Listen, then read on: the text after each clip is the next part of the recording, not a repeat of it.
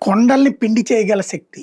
ఏ కొండనైనా అవలీలగా ఎక్కేయగలిగినటువంటి ఓపిక, 10 మంది కూర్చుని కులమంతా జాగ్రత్తగా ఆలోచించి నిర్ణయాలు తీసుకునేటటువంటి సామర్థ్యం, ఇవాల్టికి కుటుంబ వ్యవస్థ విషయంలో బాధ్యతాయుత తత్వం ఉన్నటువంటి వాళ్ళు బంజారాలు.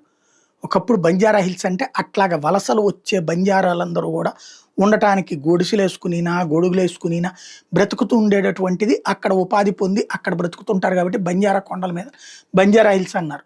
వాళ్ళకక్కడ పట్టాలు ఇస్తంతో ప్రారంభించి, ఆ పట్టాల్ని కొనుక్కున్నటువంటి రాజకీయ నాయకులు వాళ్ళ వైపు వాల్చుకోవడంతో బంజారా హిల్స్ ఇవాళ మోస్ట్ కాస్ట్‌లియెస్ట్ ప్రాంతమైంది. కానీ అది బంజారా హిల్స్, బంజారాల హిల్స్.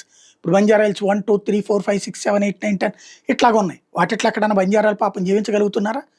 పాత వాళ్ళు ఎవరన్నా ఉంటే అక్కడ ఇప్పుడు ఏ చిన్నది ఇల్లు కట్టుకున్నటువంటి వాళ్ళు ఉంటే బ్రతకడం తప్పించి లేదు. సరే అది పక్కన పెడితే, బంజారాల తెగ మీదన ఈ మత మార్పిడుల దాడు మాత్రం బాగానే జరిగింది. తాజా అంచనాల ప్రకారం బంజారాల్లో 70-80% మంది మతం మారి ఉంటారు అన్నటువంటి. వాళ్ళ కోసం వాళ్ళ భాషలోనే బైబిల్స్ కూడా తయారు చేసి పెట్టారట. క్రైస్తవ మత మార్పిడి ఎక్కువగా జరిగింది. ఇది ప్రస్తుతం ప్రభుత్వం వేసినటువంటి అంచనా. ఒరిజినల్ జనాభా లెక్కలు రేపు పొద్దున బయటకు వచ్చాక స్పష్టత వస్తుంది.